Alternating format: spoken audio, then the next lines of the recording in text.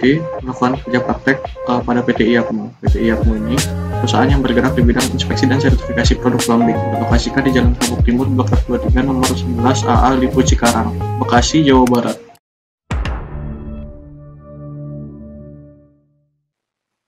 Assalamualaikum warahmatullahi wabarakatuh. Perkenalkan, di sini nama saya Fahri Nugroho dengan NIM 1855314, jurusan Teknik Mesin dengan mata kuliah kerja praktek.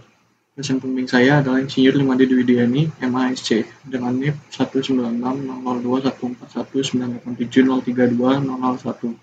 Di sini saya akan memaparkan tentang laporan kerja praktek, yaitu prosedur pengujian pada sertifikasi produk plumbing, yaitu yang dikhususkan kepada kloset duduk. Di sini pada latar belakang penyelesaian masalah secara langsung di lapangan pada umumnya memiliki perbedaan dengan kegiatan perkuliahan. Permasalahan pada saat penyelesaian masalah disederhanakan dengan keadaan sebenarnya. Hal ini dilakukan untuk mempermudah kalkulasi dan pemahaman konsep saat merencanakan sebuah sistem di lapangan. Kerja praktek ini diadakan untuk memahami dunia kerja yang sesungguhnya. Kerja praktek ini dilakukan agar dapat memahami konsep suatu alat yang digunakan selama proses berlangsung agar dapat memaksimalkan apa yang kita dapatkan pada saat perkuliahan. Tujuan dari kerja praktek ini adalah untuk memahami proses pengujian dan inspeksi serta memahami konsep dari alat yang digunakan selama proses. Ruang lingkup pada saat kerja praktek yang dijalankan adalah melakukan pengujian dan inspeksi pada kloset duduk. Manfaat dari kerja praktek ini adalah mengaplikasikan apa yang sudah didapat pada saat perkuliahan pada dunia kerja yang sesungguhnya. Profil perusahaan. Saya sendiri melakukan kerja praktek pada PT IAPMO. PT IAPMO ini perusahaan yang bergerak di bidang inspeksi dan sertifikasi produk plumbing, berlokasikan di Jalan Kabuk Timur, Blok F23, nomor 11 AA Lipo Cikarang, Bekasi, Jawa Barat. PT IAPMO ini menyediakan layanan pengujian, inspeksi, sertifikasi, dan layanan pelatihan dengan fasilitas modern di Bekasi, Jawa Barat untuk peralatan plumbing, bahan bangunan, dan bahan baku. PT IAPMO telah dikenal di dunia dengan pengetahuan dan pengalamannya di bidang pengujian, inspeksi, sertifikasi, dan pelatihan. PT IAPMO sangat mengerti pentingnya atas nilai kualitas, ketepatan waktu, dan kebutuhan pelanggan. Berikut foto saya dan teman-teman saya dan beberapa staf saat melakukan kerja praktek. Hasil dan pembahasan di sini prosedur pengujian produk, yaitu kloset duduk. Ada 10 langkah, yaitu langkah pertama pengujian dimensi, selanjutnya pengujian visual, selanjutnya pengujian kedataran dan pembebanan permukaan, selanjutnya pengujian saluran pembuangan dan bilasan terpadu, selanjutnya pengujian kebocoran air dan udara, selanjutnya pengujian daya serap air, selanjutnya pengujian kejut suhu, selanjutnya ada pengujian ketahanan terhadap retak, selanjutnya pengujian ketahanan terhadap bahan kimia, dan yang terakhir adalah pengujian ketahanan terhadap noda. Kita masuk ke pengujian dimensi. Pengujian dimensi dapat lihat syarat-syarat untuk menelusuri dari pengujian dimensi ini. Pada yang kiri ada pula toleransi ukuran. Toleransi ukurannya yaitu bisa dilihat pada kanan. Selanjutnya pengujian visual. Pada pengujian ini kita melihat secara kasat mata dan meraba apakah ada kecacatan pada permukaan glasir kloset duduk di bawah pencahayaan minimal 300 lumens. Jadi kita meraba permukaan apakah ada cacat pada glasir kloset duduk.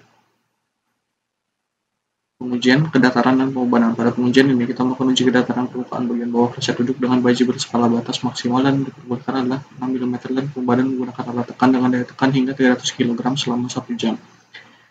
Jadi di sini karena kapabilitas saya sebagai mahasiswa training atau yang melakukan kerja praktek, saya tidak berani untuk menampilkan hasil dari pengujian saya dikarenakan produk tersebut dari perusahaan lain lah. Pada pengujian ini kita melakukan uji performa untuk mengetahui apakah saluran bilas dari kloset tersebut memenuhi standar atau tidak dengan cara memasukkan beberapa bahan uji yang lalu membilasnya, seperti contoh ada spons, tisu, serbuk kayu, dan ada bola pingpong juga. Pengujian kebocoran air dan udara. Pada pengujian ini kita melakukan uji kebocoran air dan udara dengan cara menutup seluruh lubang dengan plastisin agar tidak ada air dan udara yang dapat mengalir, lalu kloset divakum hingga tekanan minus. Jadi apabila ada kebocoran, tekanan minus tersebut akan berubah dan akan naik. Apabila tidak ada kebocoran, tekanan tersebut akan tetap minus. Untuk yang air, kebocoran air kita mengeceknya pada saat uji bilasan terpadu. Setelahnya, kloset duduk tersebut dipecahkan menjadi beberapa bagian kecil agar dapat dilakukan uji-uji yang hanya memerlukan bagian kecil. Seperti contoh ada pengujian kejut suhu. Pada pengujian kejut suhu ini, jadi pecahan kloset tersebut dimasukkan kepada oven lalu di oven selama 1 jam selama 45 menit pada suhu 135 derajat Celcius. Lalu apabila sudah, kita celupkan ke air, lalu kita oleskan dengan tinta biru untuk melihat apakah ada retak. Untuk contoh retak rambutnya, seperti yang dapat dilihat di gambar, setelah diolesi dengan tinta biru tersebut, akan ada terlihat seperti tersebut, retak-retak rambut tersebut. Nah, di sini pengujian ketahanan retak. Pada pengujian ini, potongan yang lain dimasukkan ke dalam alat yang bernama autoclave yang diberi tekanan 104, diberi panas 140 derajat dan diberi tekanan yang sedikit tinggi selama 1 jam. Nah, untuk di sini apabila ada terjadi keretakan, yaitu retaknya retak badan seperti akar pohon tersebut, tidak seperti retak rambut yang sebelumnya. Uji ketahanan terhadap kimia. Jadi di sini potongan-potongan tersebut dimasukkan ke dalam gelas kaca, lalu diberi bahan kimia dan diberi perlakuan temperatur, yaitu bisa dipanaskan maupun didinginkan seperti yang dapat dilihat pada tabel.